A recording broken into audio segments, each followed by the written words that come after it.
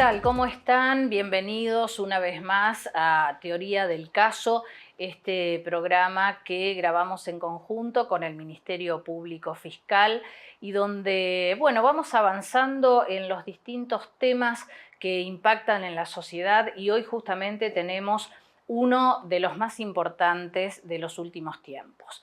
Vamos a hablar de la investigación que se lleva a cabo en la estafa por planes sociales que ocurrió en el Ministerio de Desarrollo Social de la provincia. En estos días hemos tenido importantes novedades y de hecho ya están los primeros condenados y los primeros sobreseídos.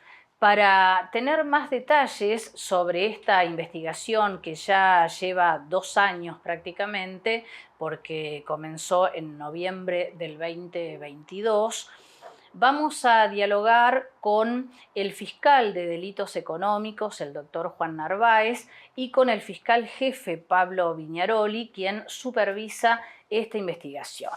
¿Cómo están? Bienvenidos los dos. ¿Qué tal? ¿Cómo va? Bueno, vamos a empezar a charlar, a profundizar un poquito en este tema que, como decíamos, tuvo un altísimo impacto social porque creo que es la primera vez, ¿no?, que se investiga realmente un caso así dentro del Estado provincial. ¿Qué mirada tiene la Fiscalía en principio sobre esta investigación? Bien, respecto a esta investigación, nosotros obviamente lo catalogamos como un caso sumamente complejo, así también se entendió desde la magistratura, y es por eso que nos tomó bastante tiempo estos 2 años poder llevar a cabo la investigación, y por supuesto entendemos que es un caso sumamente grave y uno de los más grandes en términos de corrupción dentro de la provincia de Neuquén. Justamente por esta complejidad no se pudo hacer más rápido, ¿no?, la investigación. A ver, este tipo de delitos tienen una complejidad en lo que tiene que ver con la obtención de la información. Y una vez que se obtiene la información, también es muy complejo por lo voluminoso poder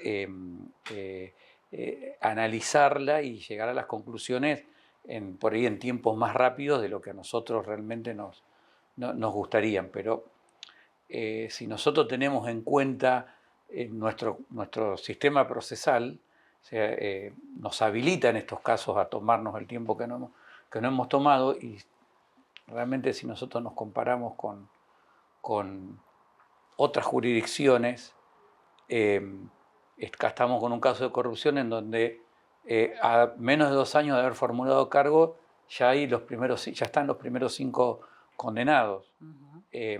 Lo cual entendemos que da una imagen o una respuesta que nosotros tenemos que darle a la sociedad. Nuestro interés siempre es llegar a juicio lo antes posible. La complejidad de los casos a veces no nos permiten llegar con la velocidad que nosotros queremos, pero en este caso concreto estamos dentro de los plazos.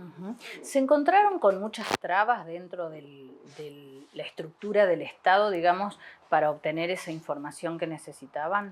No, desde la estructura del Estado, cuando empezamos a investigar, cuando se solicitaron toda la información pertinente, se prestaron colaboradores para ello, y también lo cierto es que existía quizás algún tipo de dificultad en el principio de la investigación porque habían testigos que no querían declarar, pero esto después se fue mermando a raíz de las detenciones que en el 2023 dispusimos respecto de Zoysa, Osuna y Sanz, y es por eso que luego de esas detenciones, cuando ellos quedaron con prisión preventiva, hemos podido recepcionar entrevistas a testigos muy importantes para la causa que en un primer momento tenían temor de poder manifestarse. Claro.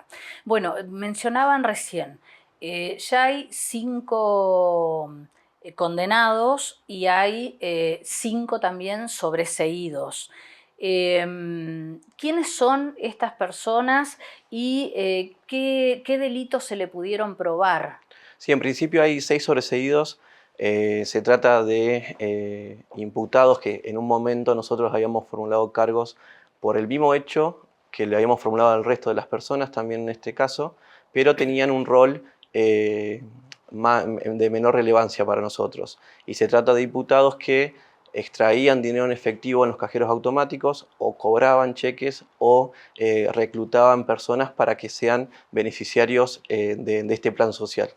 Lo cierto es que la Fiscalía, por ciertas cuestiones que se fueron dando en la investigación, estos imputados, todos ellos prestaron una declaración dentro de su facultad de poder expresarse en el marco del proceso penal, y esa información que brindaron fue información muy relevante, muy importante para la Fiscalía, que luego de ello implicó tomar nuevas medidas probatorias y en concreto respecto de 4 de ellos implicó ordenar las detenciones que veníamos hablando. Es por eso que se tomó en cuenta esa información que entendemos que fue vital para nuestra investigación. Lo cierto es que ellos también afirmaban que participaron de esta maniobra, pero en concreto y probatoriamente hablando, todo este dinero iba a parar a los jefes de la organización. Claro. Y es por eso que nosotros sopesamos esta circunstancia para instar el sobreseimiento y lograr que estos 6 imputados puedan ir a declarar en juicio como testigos. Bien, claro, porque ellos fueron partícipes necesarios, digamos, de la maniobra, pero no se beneficiaron. Exactamente, probatoriamente nosotros pudimos acreditar su rol dentro de la sociedad, dentro de la asociación ilícita, pero lo cierto es que ese rol es de menor relevancia en comparación a los roles de los jefes y de los otros colaboradores. Claro. ¿Ustedes han podido ya probar que alguien particularmente se benefició o fue dinero utilizado para la política?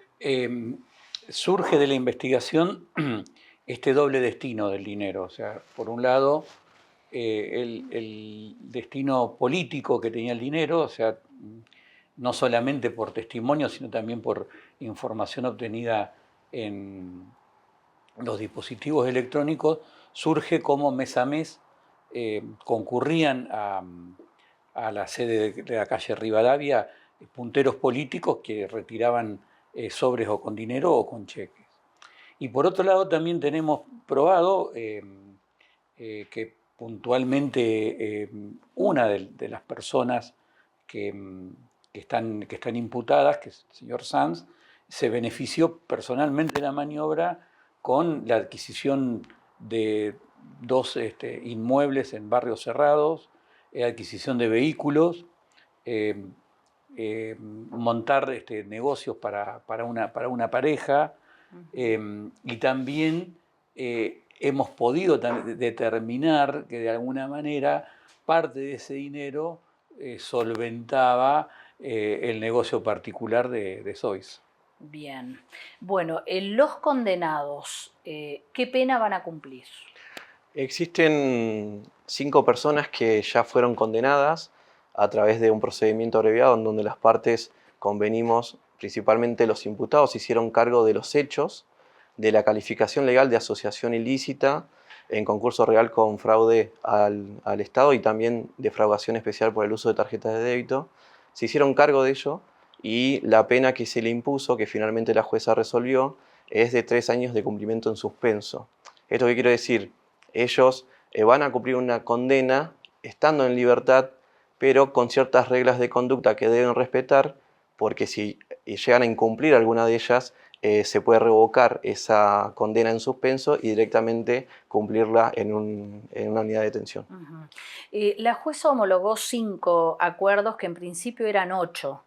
¿Qué pasó con los otros 3? Respecto a los otros 3, la jueza entendió que no era el mismo parámetro respecto de los otros 5 y básicamente rechazó el acuerdo que presentaban las partes por entender que la pena respecto de esos 3 imputados no era ajustada, no era proporcional. Ella entendía que la pena solicitada era baja. Bien, perfecto. Bueno, estas personas sobreseídas, ¿se los puede caratular ahora como arrepentidos? ¿Con esa figura llegan al juicio? En nuestro ordenamiento procesal no contempla la figura del imputado arrepentido. Bien.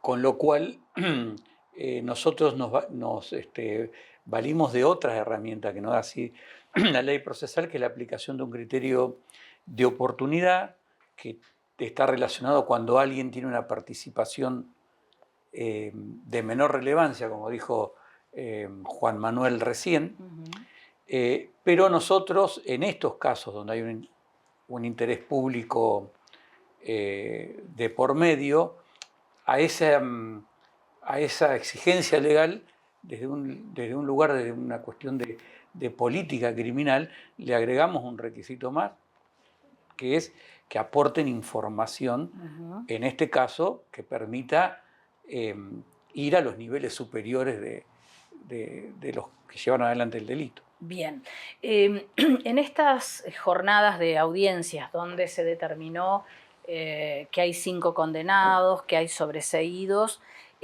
también ocurrió, o hay otro dato para mencionar, que es la prisión domiciliaria que logró finalmente Ricardo Zoysa.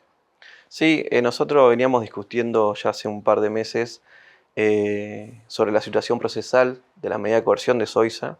En un primer momento, en el mes de agosto, la defensa en aquel entonces había solicitado la libertad directamente de Zoysa por el solo hecho de haber cumplido 70 años. Es una de las previsiones que permite la ley de Neuquén, que una persona de 70 años no debería ir a la cárcel en términos de prisión preventiva, pero es cierto que en aquel momento se había rechazado. Ahora, en los últimos días, lo que solicitó la defensa es algo nuevo, es decir, no solicitó la libertad, sino más bien solicitó la prisión domiciliaria, es decir, una morigeración de esa prisión preventiva, con el fundamento o con la argumentación principal de circunstancias de salud, es decir, que indicó circunstancias de salud, de afectación de salud de Zoysa, y es por eso que la jueza entendió que debía cumplir la detención en su domicilio. Muy bien. Bueno, vamos a seguir enseguida hablando de este caso emblemático y por supuesto ahora vamos a entrar en la etapa de lo próximo que sigue, que es el juicio, pero lo vamos a hablar enseguida, después de la pausa.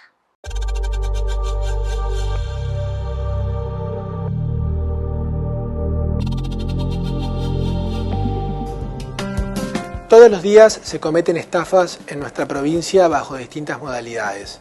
Cualquier ciudadano o ciudadana puede ser víctima de este delito frecuente. Para evitarlo, te pido que tengas en cuenta estos consejos. Si recibís un llamado telefónico sin identificación o con un prefijo desconocido, evita atenderlo. Nuestros datos y los de nuestros familiares son fáciles de obtener. El estafador puede utilizar estos datos para confundirte con información personal y de familiares. Se sugiere cortar la comunicación inmediatamente. No brindes datos ni claves de tu tarjeta de crédito, débito o de acceso a cuentas bancarias. Es probable que detrás de una promesa de beneficios haya un estafador intentando quedarse con tu dinero. Ministerio Público Fiscal. www.mpfneuquén.gov.ar. Tu acceso a la justicia más fácil, más ágil.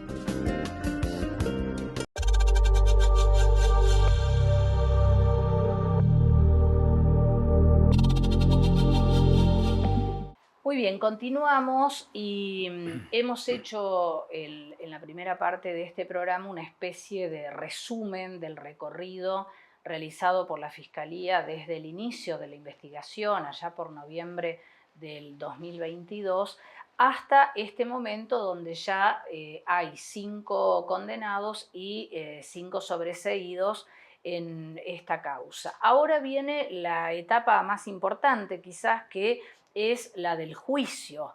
Bueno, la pregunta entonces para el doctor Narváez, para el doctor Viñaroli, es si la teoría del caso se ha modificado, con qué planteo llegan a este juicio, si han cambiado algunas figuras, si han cambiado los montos, si han, digamos, el argumento con el que ustedes llegan al juicio, ¿es el mismo del inicio o se ha modificado?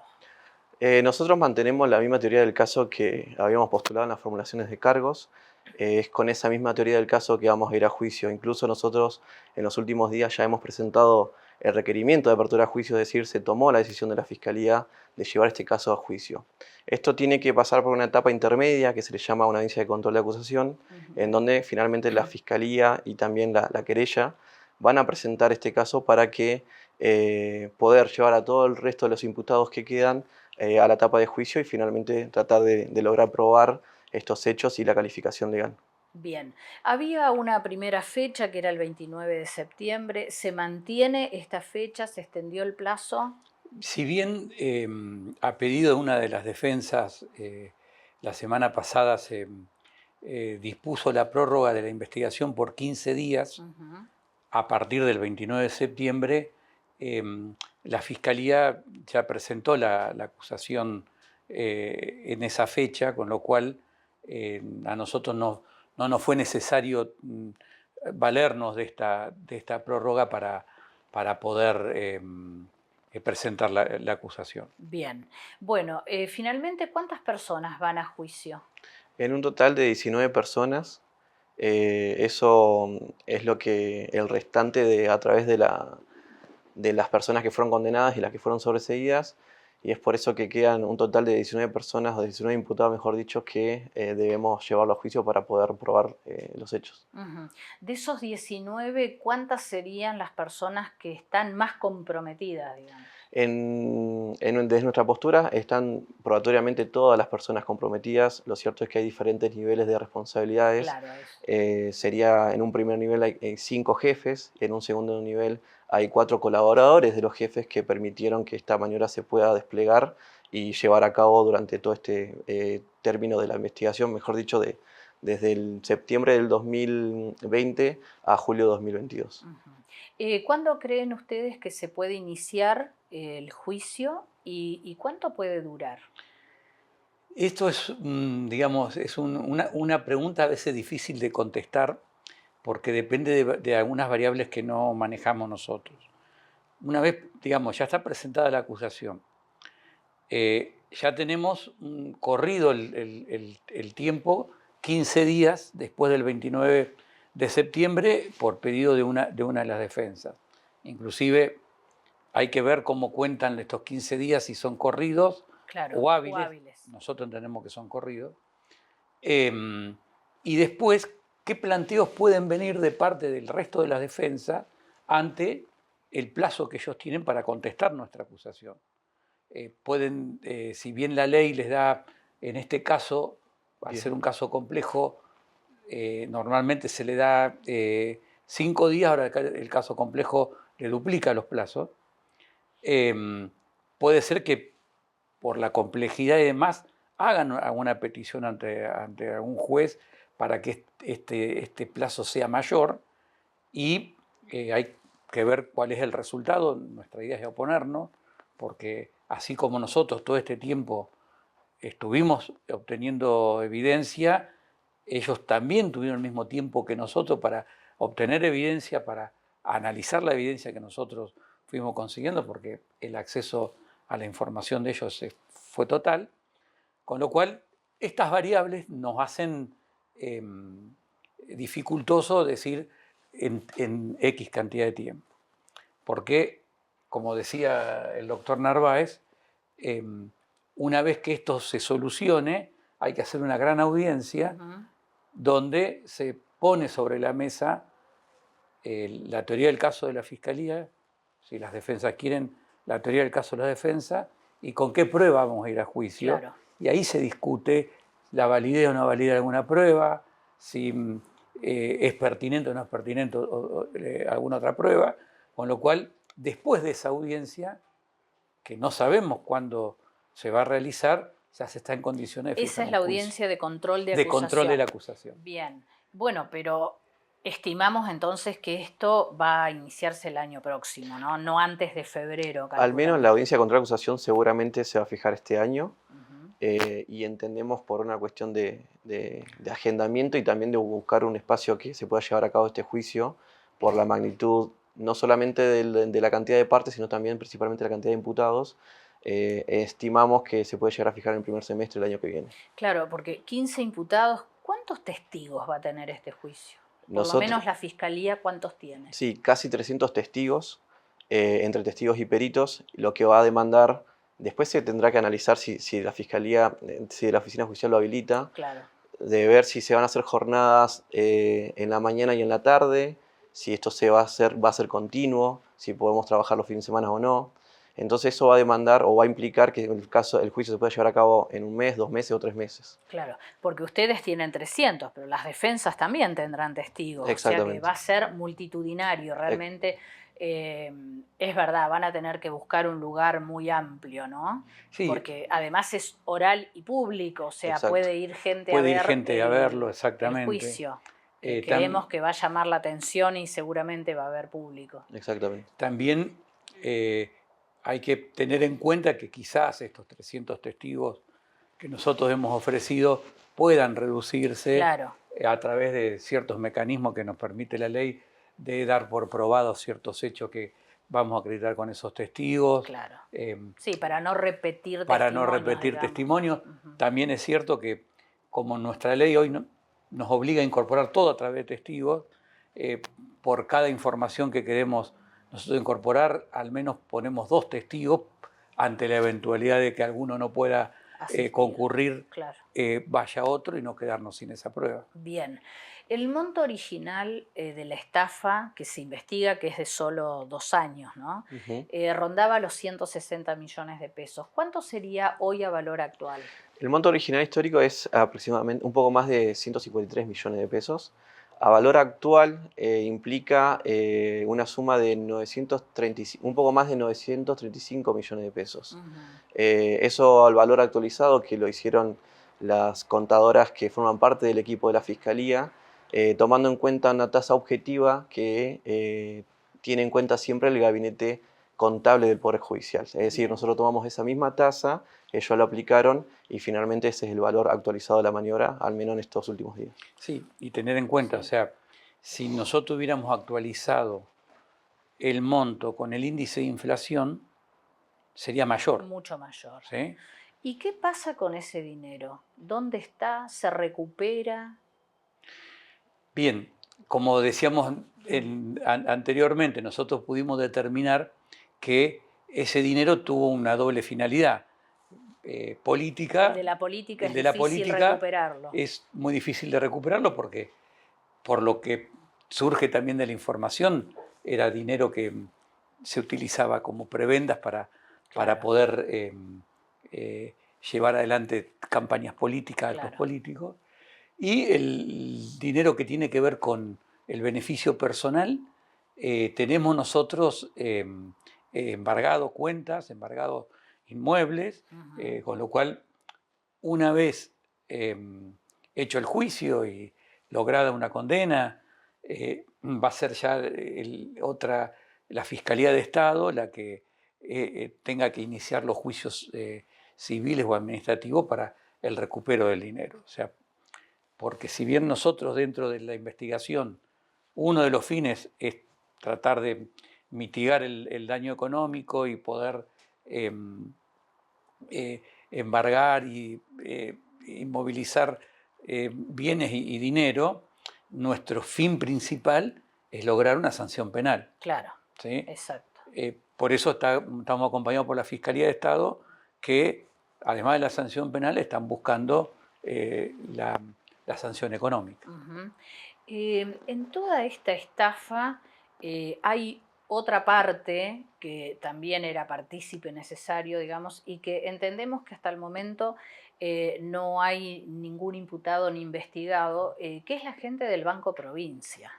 ¿Qué pasa con eso? Sí, respecto de esa circunstancia, nosotros también desde el año 2022 avanzamos con un caso en contra de ciertos imputados que en algún momento trabajaban en el Banco Provincia, hoy por hoy ya no lo hacen, y están implicados, o al menos sospechados por parte de la Fiscalía, de haber permitido o colaborado que esta maniobra de la asociación ilícita que estamos hablando se pudiera llevar a cabo. Es decir, también contamos con un caso paralelo al de planes sociales, en donde estamos investigando personal que en cualquier momento trabajaba en el Banco Provincial de Neuquén. Ah, bien, o sea que en cualquier momento tenemos novedades en ese Exactamente. aspecto. Claro, porque también. acá hay una pata, digamos, hay 2 patas que tenemos que analizar del Banco Provincia. Una que está relacionada con el depósito en cuentas del Banco Provincia de cheques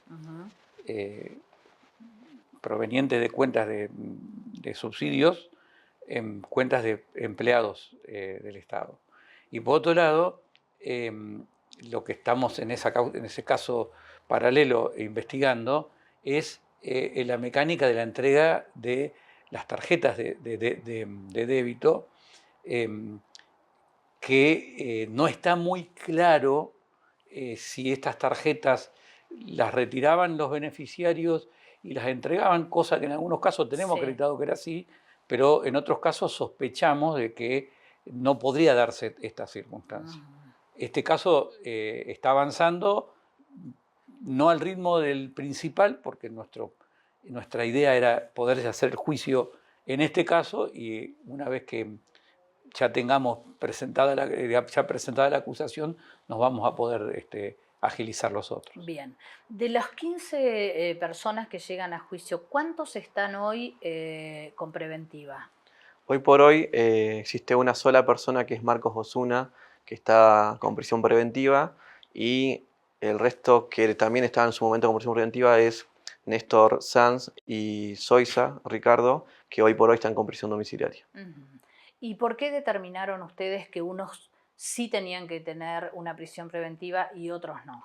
En un momento, justamente esto que hablábamos, que en un primer momento habían personas que no querían declarar o sentían temor de declarar hasta que finalmente lo pudieron hacer, permitió justamente, nosotros conociendo esa información de que sentían temor, más allá de que existieron actos de entorpecimiento a la investigación, y estos dos grandes bloques se entendió que eran directamente achacados a Zoisa, a Osuna y a Sanz como las personas que implicaban algún tipo de temor en las personas que estaban debajo de su órbita, como así también llevaron a cabo conductas de entorpecimiento.